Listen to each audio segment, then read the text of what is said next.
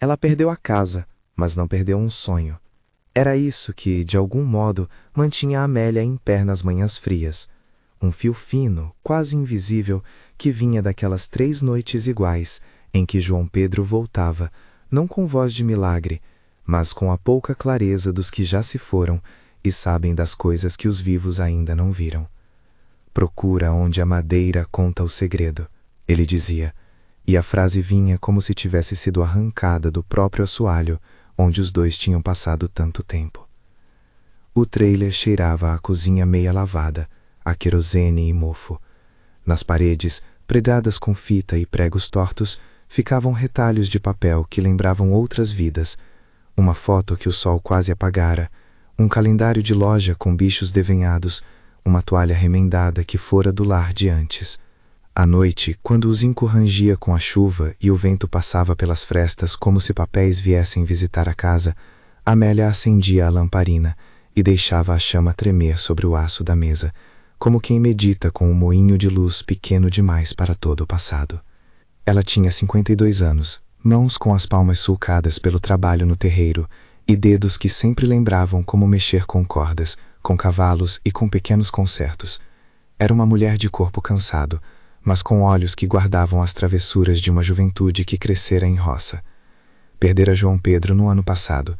A doença que veio com a seca levou o homem que consertava o mundo com piadas baixas e solda no jogo, e a casa onde viveram foi tomada por dívidas que não perdoam lembranças. O despejo foi uma manhã dura. Homens com papéis e um caminhão iam empilhando o pouco que restou.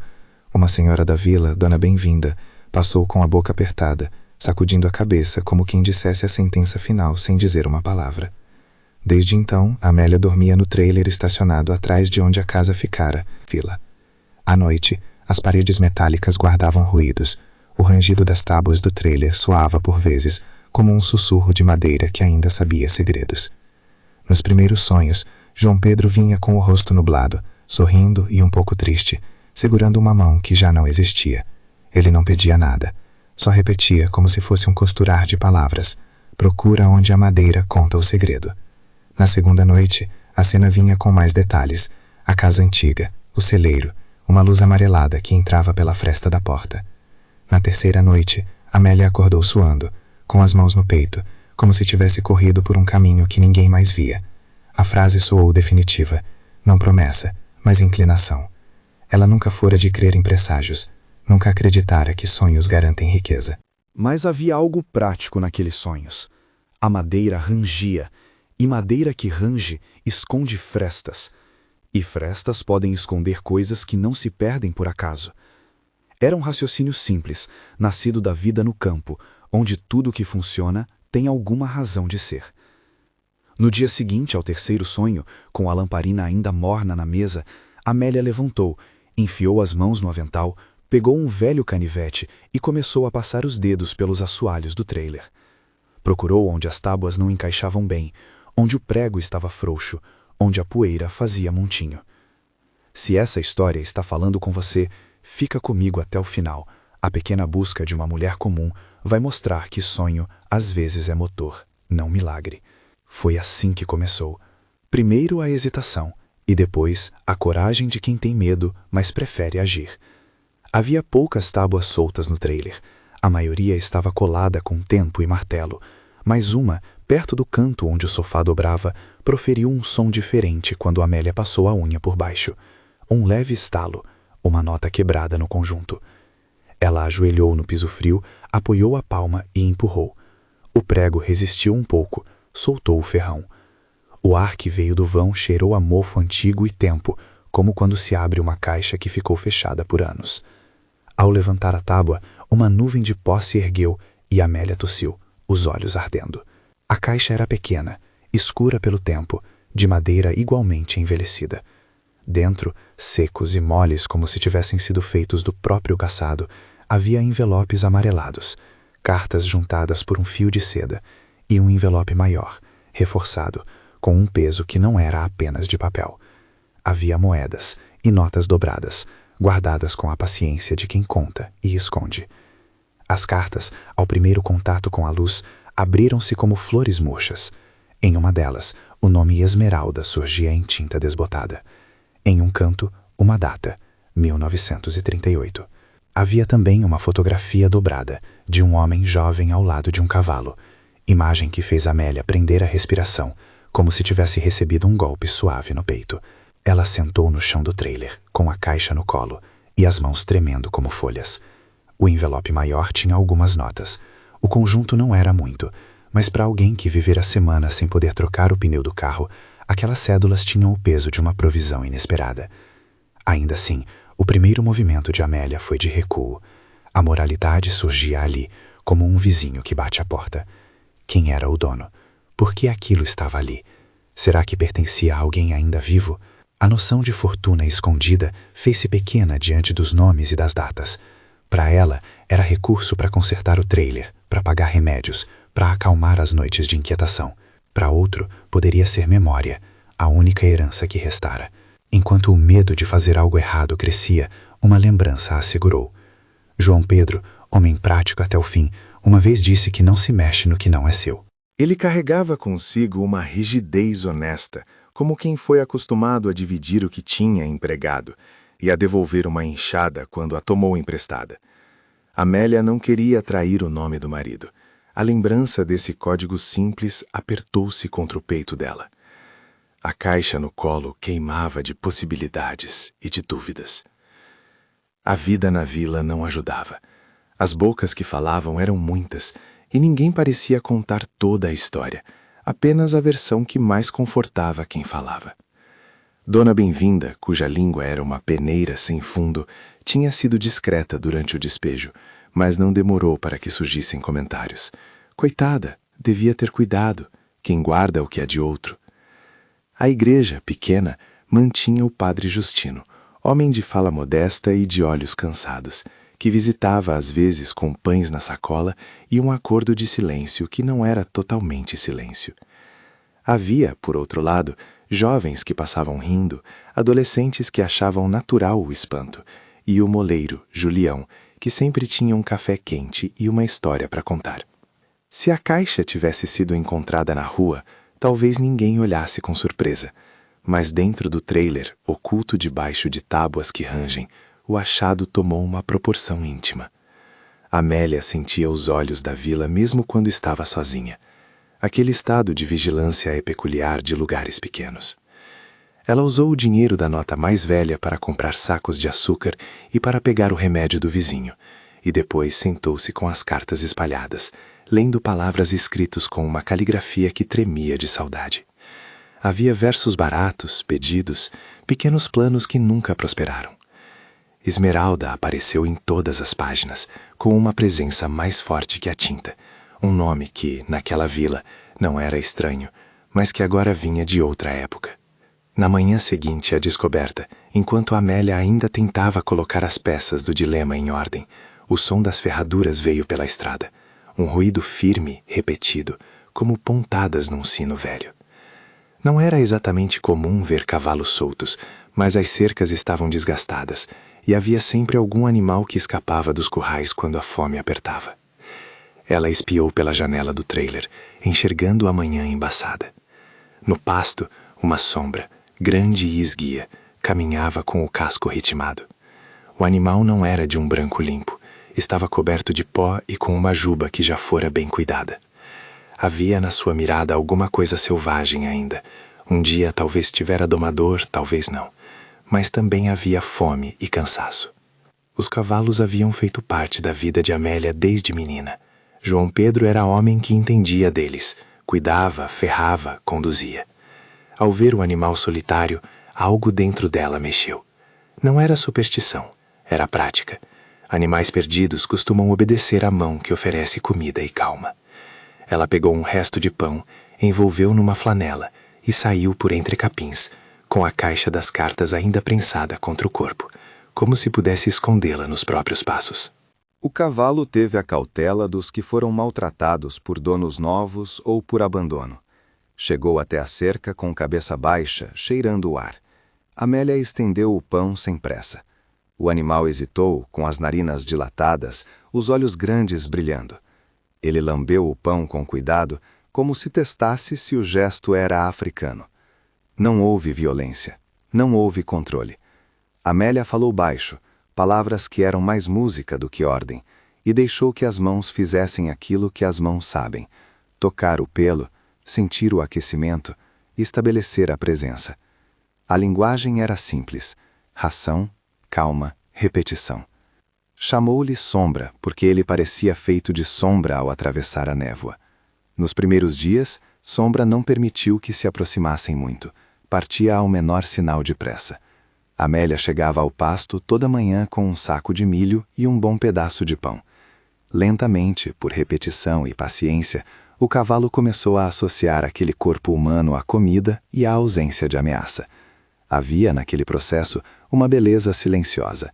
Não era domar como conquista, era domar como cuidado. A mão de Amélia ficou mais firme, a relação virou rotina. Ela aprendeu a escovar as crinas com uma escova velha que encontrou no trailer e a pôr na linha do cavalo um nó frouxo que servia mais para guiar do que para prender. Numa manhã em que o céu parecia um quadro aguado, Sombra não fugiu quando Amélia passou entre as cercas. Ele a seguiu em passos lentos, o focinho tocando o vento. Ela caminhou sem destino, sabendo apenas que o animal lhe fazia companhia, e os dois atravessaram um trecho de capim que levava ao lugar onde anos antes existira uma estrebaria e um celeiro. Ali os móveis tinham sido levados, o telhado vencido pela chuva e uma placa de madeira pendia, com letras apagadas. As pessoas da vila falavam pouco daquele lugar.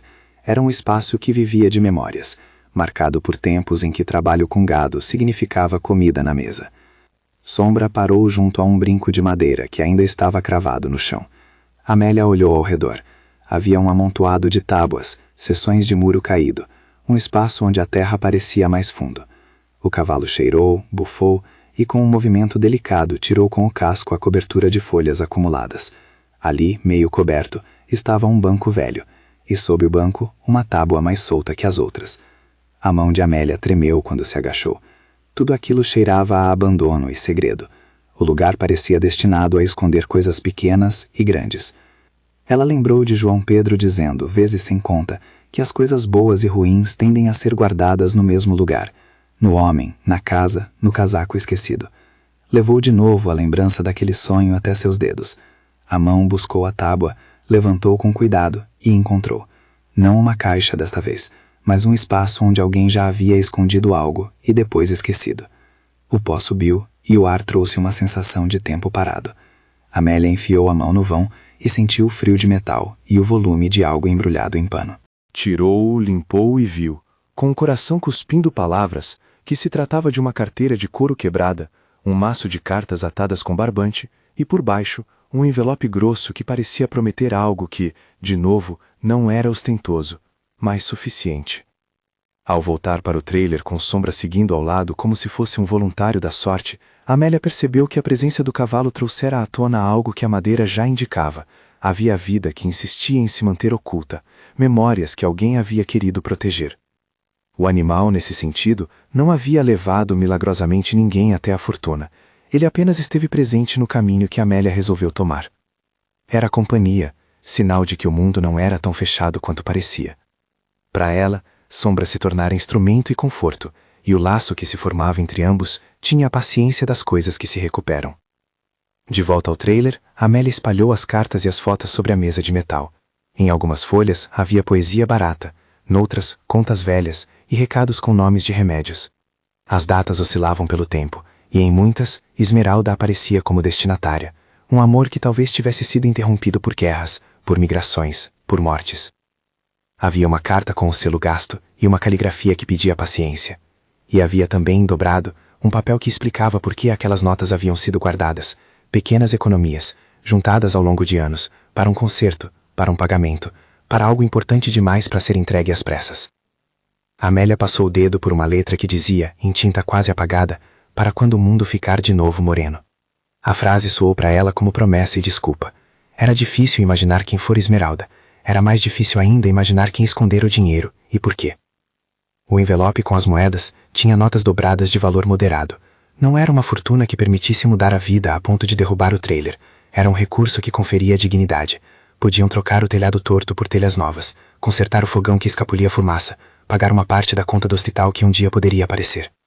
Para Amélia, aquilo era um alívio palpável e, ao mesmo tempo, um peso moral. As perguntas começaram a surgir com força. Entregar, usar, dividir, esconder de novo? Era impossível ignorar que alguém podia bater à porta buscando o que pertencera. Na vila, as notícias correm como vento, e ninguém ali parecia indiferente a uma história que misturava miséria, memória e dinheiro. O medo de ser vista como oportunista apertava. A honestidade lhe vinha do fundo do corpo, não por religião, embora a própria tenha um lugar em sua vida, mas por uma convicção herdada, de que um homem só tem direito ao que cabe ao seu nome. João Pedro, no sonho, não pedira que pegasse nada, só trouxera a pista. Amélia sentiu que a cena, desse modo, não permitia soluções fáceis.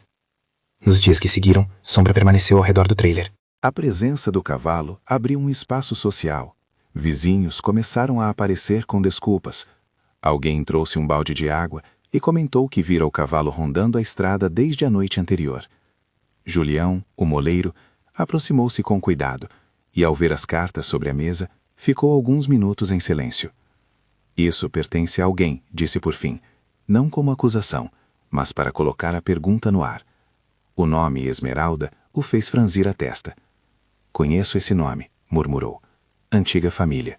Vicente morou por ali, perto do celeiro. Um homem quieto. Dizem que foi embora por causa de um amor que não deu certo. Nunca mais se soube. A menção a Vicente acendeu outra chama dentro de Amélia. Ela não o conhecia, não pessoalmente. Mas a vila conhece nomes como quem conhece o tempo, ilhas de memória que se prolongam. Havia algo de lógico em procurar o dono. Havia também algo de arriscado. Ir até Vicente significava expor a descoberta. O cavalo, entretanto, continuava ali, com sua confiança nova e simples, parecendo aceitar a rotina pequena de ração e carinho. O animal, com súbita naturalidade, tornara-se um elo entre a mulher no trailer e os fragmentos do passado despedaçado. Naquele fim de tarde, quando o sol já tinge as telhas de cobre, Amélia pensou muito e pouco. Almoçou pão molhado em café e conversou com Sombra, como quem fala com um amigo. A caixa com as cartas ficou fechada sobre o banco. As palavras dançavam na cabeça dela. Honestidade, necessidade, lembrança. Voltou a sentir as mãos de João Pedro, a frase no sonho circulando como um conselho que não pertencia só a ela. O cavalo deixou escapar um relincho leve, e ao longe ouviu-se um carro. Não do tipo que vinha a passeio. Era um veículo com marcha baixa, que parecia saber por onde passava, como quem transporta mais história que pressa. Amélia foi até a porta do trailer. Deu 2 batidas no corpo do velho metal e um vulto se aproximou pela trilha. Figura de homem com passos medidos, chapéu velho e olhos que guardavam uma novidade em suspenso. O homem estacou na soleira, olhando o trailer com curiosidade e uma timidez antiga. Sombra, ao vê-lo, parou também. Havia nas costas do recém-chegado um saco simples, talvez com ferramentas ou lembranças. Havia nas mãos a marca de quem trabalha. O homem olhou para Amélia, para o cavalo, e a voz que saiu, rouca de estrada, disse apenas o nome que fazia parte daquela caixa de memórias. Esmeralda? A pergunta caiu como pedra em água. Amélia segurou a porta com a mão e sentiu o pulso bater rápido. A presença daquele homem podia significar a explicação para as cartas, ou podia significar alguém que reivindicaria o que ela encontrara. Não era momento de heroísmos fáceis.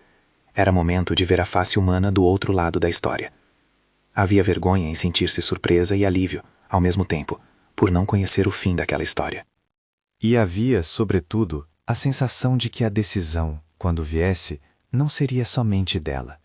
O caminho que o cavalo ajudara a abrir agora fazia parte de uma estrada, onde outras pessoas também caminhavam. O homem na soleira ficou um instante com os olhos presos às cartas estendidas sobre a mesa de metal. A voz dele havia saído seca, quase surpresa, e voltava agora com outra timidez. Não perguntei, talvez nem devesse, mas esse nome, Esmeralda, é daquelas coisas que a gente carrega no peito. Amélia sentiu o corpo inteiro apertar. O homem ajeitou o chapéu com as mãos gastas, como quem tenta ganhar coragem para dizer o que traz dentro do saco. Sombra, ao lado, farejou o ar, curioso com a presença humana que trazia cheiro de estrada. Meu nome é Vicente, disse finalmente, A palavra saindo com cuidado. Vicente da Rocha. Morei aqui há muito tempo, por perto do velho celeiro. Essas cartas são minhas. Escrevi tudo aquilo. Para ela, Esmeralda. Não foi uma acusação. Foi um reconhecimento que parecia dolorido. Na voz dele havia o peso de anos, de uma presença que se arrastara pela vida com pouca possibilidade de retorno. Amélia permaneceu de pé, a mão apoiada na porta metálica, as letras amareladas estendidas entre os dois como uma ponte frágil. Na linha do rosto de Vicente, as rugas desenhavam caminhos de abandono e de trabalho, braços que haviam remexido na terra, dedos que sabiam arar e consertar cerca. Então é seu, disse ela. A simplicidade da resposta parecia ocupar um espaço mais raso do que a pergunta que fervilhava dentro dela. Eu encontrei as cartas sobre o assoalho. Havia também um envelope com dinheiro. Vicente fechou os olhos por um segundo, como se a notícia lhe trouxesse novamente tudo o que havia guardado por décadas. Um tremor passou pelo corpo dele, e quando falou de novo, a voz foi pequena, mas firme. Eu juntei aquilo ao longo de anos. Não era muito. Respirou, tentando não parecer ganancioso. Guardei para um dia. Um dia em que pudesse fazer certo por ela, ou pelo que restou dela.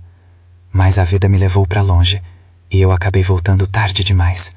Procurei por anos, e nada encontrei. Achei que talvez tivesse perdido tudo quando saí. Houve um silêncio entre os dois, cortado apenas pelo som do vento soprando folhas secas na estrada e o farfalhar do saco que Vicente trazia. Amélia percebeu que o homem ali diante dela era pessoa simples, sem eloquência de cidade. Não era um reclamante feroz. Era um homem com uma história de amor e perda nas mãos trêmulas. E havia, naquele momento, uma questão ética que precisava ser tratada com clareza. Amélia não queria posar de heroína.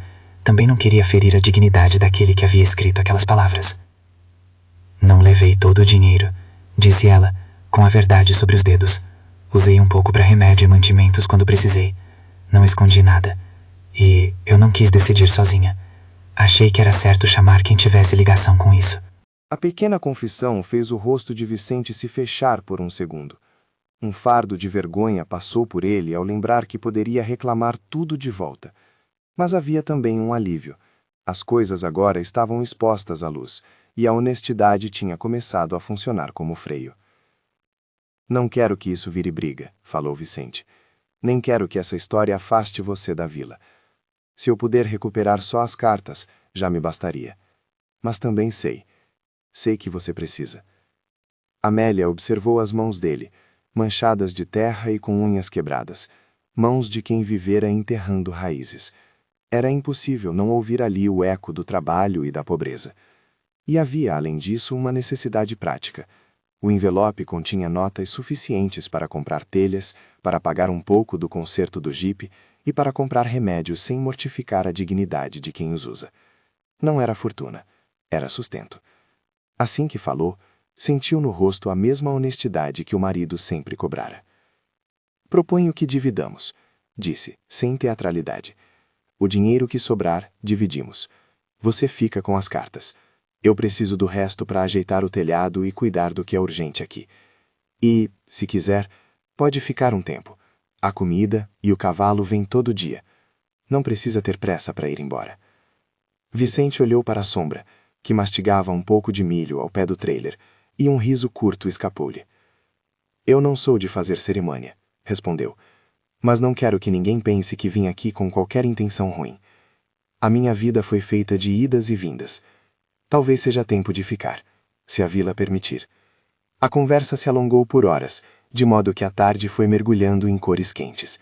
Vicente contou, com pedras de silêncio entre as frases, sobre os anos em que escrevera para Esmeralda, a forma como comprava o papel com cuidado, como selava os envelopes com suor e esperança, como poupava pequenas notas para, quem sabe, um futuro que não veio. Falou de quando precisou partir para buscar trabalho, e como, na pressa de ir, colocou o envelope num vão do assoalho, para que ninguém o levasse. Falou de contas que o tinham esmagado, de portas que se fecharam. Tudo isso soava familiar para Amélia. Eram histórias parecidas com as que ela conhecera no próprio casamento com João Pedro, quando a vida os apertara até faltar ar. Quando Vicente falou de Esmeralda, seu rosto se transformou por um momento. mostrando uma ternura antiga que parecia quase juvenil. Descreveu o jeito que ela franzia a testa ao cantarolar um verso, o modo com que prendia os cabelos com uma fita de algodão. Em seus olhos havia respeito e saudade.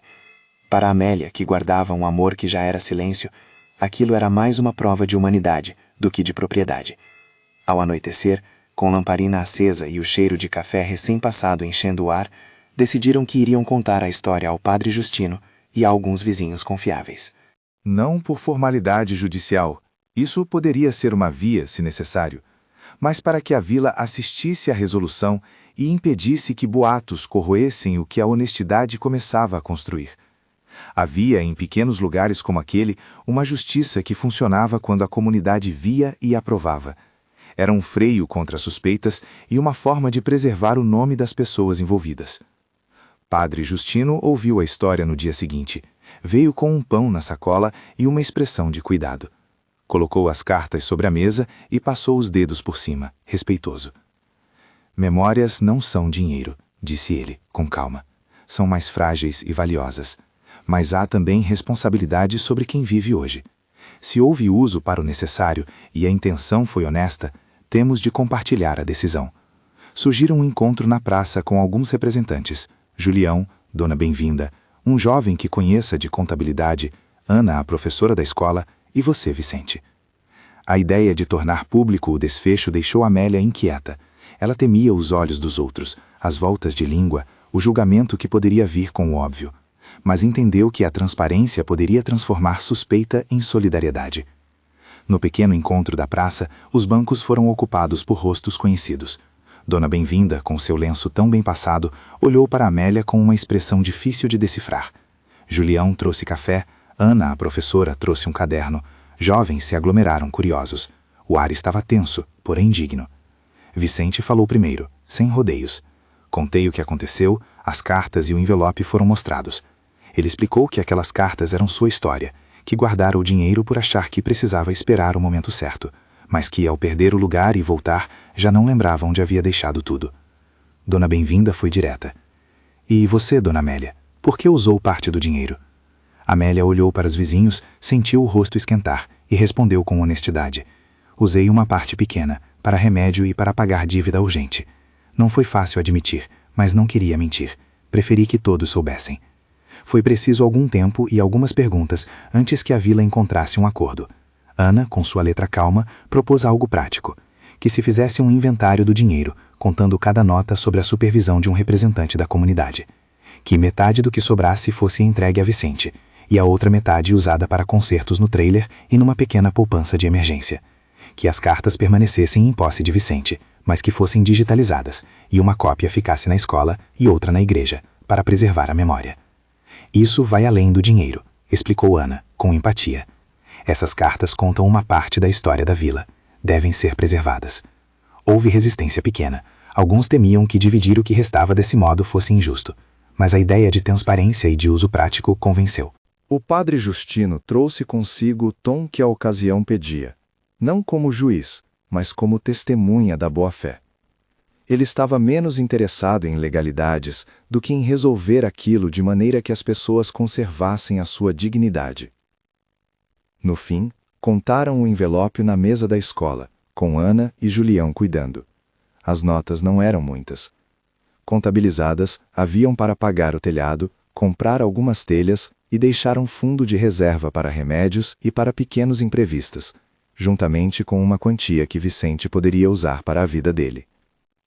As cifras não compravam conforto prolongado, mas compravam dignidade imediata, e era isso, no fim das contas, que importava. A decisão trouxe alívio, mas não apagou as cicatrizes. Alguns sussurros continuaram por semanas. Dona Bem-vinda, que no começo fora severa, observava de longe, porém trouxe ao trailer um prato de caldo caseiro no dia em que soube que os telhados seriam trocados. Havia algo de amolecido no seu olhar, como se a vila, aos poucos, estivesse aprendendo a medir suas palavras. O trabalho de conserto começou logo. Julião, que era moreiro e sabia de tudo que envolvia martelos e telhas, coordenou os reparos. Pessoas trouxeram ferramentas, jovens ajudaram a subir os feixes, e Sombra ficou ali, como um supervisor silencioso, abanando a cauda. O som das marteladas, por meses tão escasso, ecoou pela manhã e trouxe de volta um ritmo de transformação. O trailer ganhou um telhado menos torto, uma calha que não deixava mais entrar tanta chuva, uma janela consertada. Com as notas que sobraram, compraram um fogão pequeno e uma cama para a Amélia que não rangia. Vicente ajudou nos concertos, não por necessidade de demonstração, mas por costume. A velha casa de sua família havia desmoronado há anos, e trabalhar com as mãos era um jeito de conversar sem muitas palavras. Ele e Amélia passaram manhãs levantando telhas, tarde lavando panelas e noites partilhando o silêncio. A convivência foi nascida no trabalho, e o trabalho permitiu que os dois se conhecessem de maneira prática, sem pressa de velocidade romântica, sem pressa de etiquetas ou promessas. Os filhos de Amélia demoraram a aparecer. Joaquim foi o primeiro a chegar, com o olhar de quem tem pressa de julgar e pouco tempo para a ternura. Maria de Leide e Pedro vieram depois, cada um com sua história, suas contas e a própria vida puxando-os em direções diferentes. No começo houve tensão, o receio de que a mãe fosse enganada, de que o dinheiro encontrado fosse usurpado por estranhos. Mas a maneira como a vila havia tratado o caso com transparência, o modo como Vicente se apresentou sem exigências e a disposição de Amélia em falar com franqueza foram dissipando as suspeitas. Houve uma tarde em que Maria de Leide sentou-se na ponta da cadeira do trailer, segurando a xícara de café como se ela pudesse aquecer tudo o que estava entre ela e a mãe. Chorou baixinho, com a voz intranquila. "Não quero que a senhora sofra mais", disse. Vi como foi difícil quando o pai se foi. Tenho medo de perder a senhora de novo. Amélia, com as mãos enrugadas que agora sabiam ajeitar o cabelo de sombra, pôs a mão sobre a dela. Não se trata de perder, filha. É de ganhar companhia. Vicente não veio para tirar nada. Veio porque também ficou sem lugar e queria retomar parte do que perdeu. E eu precisava de ajuda. Se a senhora quer ver, pode ficar mais tempo. Ele é simples, não tem nada a esconder. Pedro, mais contido, olhou para o rosto do homem que ajudara a levantar a telha e depois ergueu a cabeça. Pai sempre dizia que o certo é dividir o que a gente tem. E a senhora fez certo em contar. Isso mostra caráter, mãe. Com o tempo, as visitas se tornaram menos cautelosas e mais calorosas. Jantares simples, em que se comia arroz, feijão e peixe seco que alguém trouxera, viraram rotina. Era pouco luxo, mas havia outro tipo de luxo. Tempo dividido, risos que hesitavam e depois se soltavam, histórias antigas que rondavam as noites com a lamparina acesa. Amélia e os filhos acharam modos novos de conviver, trocando talvez braço de ferro pelo braço que segura o ombro. Sombra, por sua vez, virou presença fácil aos encontros. Os filhos estranharam no começo, mas logo passaram a chamar o cavalo de companhia. Havia um ritual leve. Joaquim o amarrava a corda frouxa e o levava até o pasto. Maria de Leide dava a comida. Pedro, que sempre gostou de fotografar com o celular antigo, registrava as manhãs com o animal como uma forma de eternizar momentos que agora pareciam preciosos. As cartas foram sendo lidas por Vicente com cuidado, como quem toca um instrumento afinado apenas para escutar uma melodia antiga. Ele escolhia noites para abrir uma ou outra, e poucas vezes amolgava a face com a ponta dos dedos ao pronunciar um verso escrito décadas antes. Esmeralda, por entre as linhas, surgia como um mistério terníssimo. Uma jovem que talvez houvesse sonhado em fugir para a cidade grande, uma mulher que havia amado com força e partido, ou talvez alguém levada por circunstâncias que naquela época pesavam com todo o vigor da vida. Vicente nunca soube exatamente o fim de Esmeralda. As cartas, entanto, guardavam aquilo que restara da memória, fragmentos de um tempo que, por um fio, ainda se mantinha. Ana, a professora, teve a tarefa delicada de digitalizar as cartas. Trouxe um pequeno scanner do comitê escolar e uma mesa grande na qual as folhas foram estendidas. Chamada por amizade, ajudada por jovens curiosos, Ana fez cópias digitais que seriam guardadas em pelo menos 3 lugares: a escola, a igreja e uma cópia impressa que colocariam no pequeno museu da vila, um armário com documentos e fotos onde se guardavam histórias locais. Ao digitalizar, Ana percebeu a beleza nas folhas: manchas de chá, letras que borrearam por causa de chuva, rasgos remendados, provas de tempo. A cada carta escaneada, era possível sentir o silêncio de épocas que ninguém mais viva lembrava em detalhes, mas que ainda respiravam através da escrita. A digitalização abriu uma porta inesperada. Jovens do vilarejo, que se interessavam por história, pediram para catalogar as cartas e fazer pequenos painéis para colocar na igreja durante a festa de São João. Foi uma pequena exposição, simples, com velas e música de sanfona. As pessoas iam ver e tocar o vidro das fotos antigas. Alguns reconheceram trejeitos nas linhas, como se Esmeralda fosse outra avó da vila, alguém com movimentos comuns. A exposição não tinha objetivo de fama. Serviu para que a comunidade assumisse parte da história, transformando o achado numa memória coletiva. A exposição aqueceu o coração de Vicente, que em uma noite segurou a mão de Amélia e disse apenas: "Obrigado por não ter feito diferente." Com a rotina mais sólida, a relação entre Amélia e Vicente desdobrou-se sem pressa. Não havia novela, havia cumplicidade. Eles cozinhavam lado a lado, plantavam alguns vasos de tempero, remendavam panos e conversavam sobre a vida que tiveram. Vicente às vezes cantava um verso antigo que aparecia nas cartas, com voz rouca, e Amélia ria baixinho, lembrando dos tempos com João Pedro. Não havia comparações ofensivas, havia antes uma aceitação pela singularidade de cada história. Ambos carregavam perdas, ambos aceitavam o fato de que o novo não apagara o velho. Certo dia, numa manhã com ar de chuva distante, Padre Justino passou pelo trailer com uma sacola de pães e uma ideia calma. "Por que não celebramos isso?" perguntou, olhando para os dois no pátio. "Não um casamento de festa grande, uma bênção, algo para que a vila veja que dignidade e cuidado podem andar juntos." Ambos concordaram. Não se tratava de pressa ou de transformar o simples em espetáculo. Era mais um sinal interno de compromisso, uma afirmação para que os filhos e vizinhos vissem que aquela convivência tinha um sentido responsável. A cerimônia foi pequena, a igreja enfeitada com retalhos de tecido, amigos próximos, o moleiro Julião com uma caixa de bolos caseiros e Dona Bem-vinda, trazendo flores que havia guardado no quintal. Havia lágrimas discretas e sorrisos contidos. Padres falou sobre companheirismo, respeito e sobre a capacidade dos seres humanos de recomeçar, quando necessário, com honra. Após a bênção, houve um almoço modesto no pátio e as conversas fluíram. As crianças que antes cochichavam na rua, agora traziam um pé de manjericão para presentear a Amélia. Dona Bem-vinda, que tantas vezes fora relutante, aproximou-se e entregou um pequeno cobertor, dizendo que era para as noites de inverno. O gesto foi aceito com gratidão pela nova família que se formava, não para extinguir histórias passadas, mas para construir uma convivência de apoio mútuo. Os meses que se seguiram trouxeram pequenas rotinas de paz. O telhado cumpriu seu papel. Em noites de chuva, o som do zinco passou a embalar o sono, em vez de invadir o interior como ameaça. O fogão novo permitiu cozinhar sem sustos. O jipe de João Pedro, depois de concertos feitos com a ajuda de amigos, voltou a andar sem ranger por aí. Havia economia, mas também havia planos. Uma pequena parte do dinheiro foi reservada para emergências médicas, outra para comprar ração para a sombra no inverno. O resto foi guardado como poupança, sem grandes ambições, mas com firme propósito. A vila, por sua vez, aprendeu uma lição prática. As primeiras reações de julgamento nem sempre dizem o certo. Algumas bocas calaram, outras se abriram para a ajuda.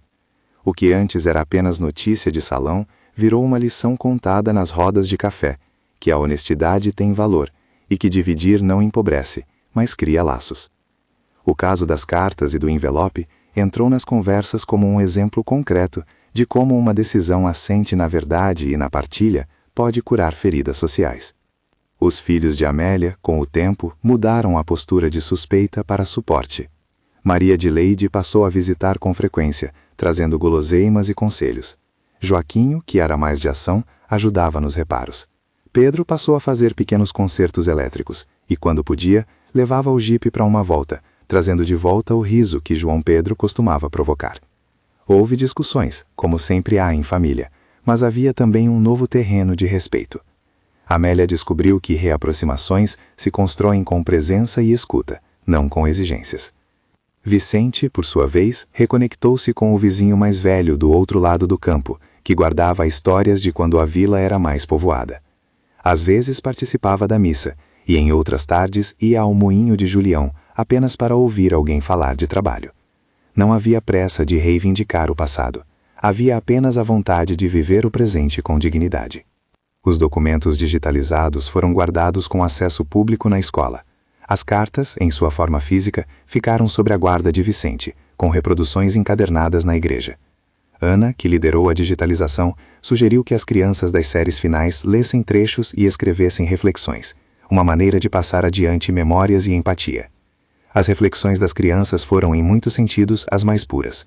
Esmeralda era corajosa, escreveu uma aluna. Vicente soube esperar, comentou outro. Amélia escolheu certo, concluiu uma terceira. Ler essas observações aqueceu tanto o coração de Vicente quanto o de Amélia. Anos se passaram com o ritmo simples da vila. Colheitas, chuvas, festas de santo e pequenos funerais. Amélia e Vicente envelheceram lado a lado, e Sombra, que antes fora um cavalo arredio e solitário, tornou-se um animal de afeto, aceitando carinho e vez ou outra uma vela de cenoura. Nos dias de feira, as pessoas os viam caminhando com o cavalo, ou sentados na sombra da igreja, conversando com quem passava. Havia, na maneira como se olhavam, uma cumplicidade serena que não precisava de grandes declarações. Em uma noite calma, já com luz de meia-lua, Amélia sentou-se na varanda e olhou as cartas guardadas por Vicente no armário. Pegou uma cópia que a escola imprimira e leu, como quem visita velhos amigos. As palavras amareladas ainda conservavam ternura. Lembrou-se de João Pedro, do sonho que a fizera buscar a madeira, e sorriu com saudade. Aquele sonho, pensou, não fora mapa de riqueza, fora impulso. O cavalo não tivera poderes milagrosos. Ele apenas acompanhara passos e ajudara na busca. A fortuna, escondida, tinha sido uma solução humilde para problemas imediatos. Telhas, remédios, afeto, e tivera um desfecho que valorizava a dignidade mais do que proveito. A história da viúva que domara um cavalo selvagem e encontrara uma fortuna escondida virou, com o tempo, um conto que as pessoas contavam em noites de festa como exemplo de coisas que podem acontecer quando se age com coragem sem perder a honestidade. As palavras se transformaram, de boca em boca, e cada contador acrescentava um detalhe próprio, mas a essência, para quem tivera acesso à verdade, era outra, a honestidade compartilhada e a decisão de dividir o que se encontrara com humanidade. Em dias de festa, as cartas eram lembradas não como troféu, mas como testemunho. No verão, os jovens organizavam uma tarde na qual se liam trechos e se comentavam expressões antigas. Em outras ocasiões, a escola fazia atividades para ensinar as crianças sobre preservação e cuidado com o passado. A digitalização ajudara a manter um acervo que poderia resistir ao tempo e às traquinagens do vento. Alguns anos depois da bênção na igreja, numa tarde com cheiro de milho assando, Vicente sentou-se ao lado de Amélia no banco da varanda. Sombra dormia preguiçosamente ao pé do banco e as mãos deles pousaram uma sobre a outra com suavidade. Vicente olhou para a mulher que durante tanto tempo fora abrigo e linha de vida. Sabe, disse ele com as palavras embebidas em gratidão, pensei muitas vezes que voltaria sem nada. Achei que o tempo havia levado tudo. Mas de um jeito estranho, a vida deu certo. Não com o que eu planejei, mas com o que era necessário. Obrigado por ter feito o que era certo. A Amélia sorriu. As rugas ao redor dos olhos evidenciavam o caminho percorrido. Nós fizemos juntos, respondeu. E você trouxe de volta mais do que cartas. Trouxe lembranças que agora pertencem a todos. Não somos mais tão só. Naquele sorriso simples, estava a síntese de uma vida que aprendeu a renascer devagar, sem milagres que prometessem riqueza, mas com decisões concretas que preservaram a dignidade e o laço humano. O cavalo, Sombra, continuou presente como símbolo de cuidado e de paciência. Um animal que fora lentamente conquistado por uma mulher que sabia o valor de se aproximar sem pressa. Quando a noite desceu, Amélia guardou a cópia das cartas no armário. As originais, velhas e frágeis, ficaram com Vicente, sob a proteção de quem as escrevera. Havia acordos silenciosos sobre o que devia ser feito se o homem faltasse, que a digitalização permanecesse pública, que a memória não se dissipasse. Para a vila, a história fora um remédio lento, curou desconfianças, aproximou pessoas e instalou um pequeno exemplo de que, mesmo em meio à escassez, é possível agir com retidão. E assim a vida seguiu, feita de manhãs com cheiro de café, de tardes com o som distante de ferraduras, de concertos pequenos e de refeições partilhadas. Ninguém ali se tornou rico por causa do envelope. Nenhum homem da vila ganhou riquezas extraordinárias. O tesouro achado foi aquilo que a narrativa havia prometido de modo honesto: recursos suficientes para manter alguém no caminho da dignidade, e uma lição que passou a moldar a maneira como a comunidade pensava sobre memória e partilha. Quando, por fim, as pessoas caminhassem pela estrada e vissem o cavalo ao lado do trailer, poderiam pensar na manchete que um dia circulou: viúva domou o cavalo selvagem, ele a levou até a fortuna escondida. Mas quem conhecia a história por dentro sabia o que aquilo significara de verdade. Sombra não havia conduzido ninguém por um caminho mágico, fora companhia. As cartas não trouxeram luxo, trouxeram sentido. A fortuna que mudara vidas eram, no fim, as escolhas feitas após a descoberta: dividir, consertar, cuidar, convidar outros para ver e aprender. E, olhando para a lamparina que tremia naquela noite, Amélia murmurou para si mesma o que João Pedro uma vez sussurrou em sonho: procura onde a madeira conta o segredo. Ela havia procurado. Encontrara algo que era maior do que notas amassadas. Encontrara, no fim, a prova de que a coragem de agir com verdade e a paciência de cuidar, de homens, de animais, de memórias, são os cavalos que nos levam adiante, mesmo quando a estrada não é fácil. Se essa história tocou você, compartilhe com alguém que precise ouvir sobre coragem, honestidade e recomeço. Conte nos comentários o que mais mexeu com você: a coragem de Amélia, a partilha com Vicente ou a maneira como a comunidade reagiu.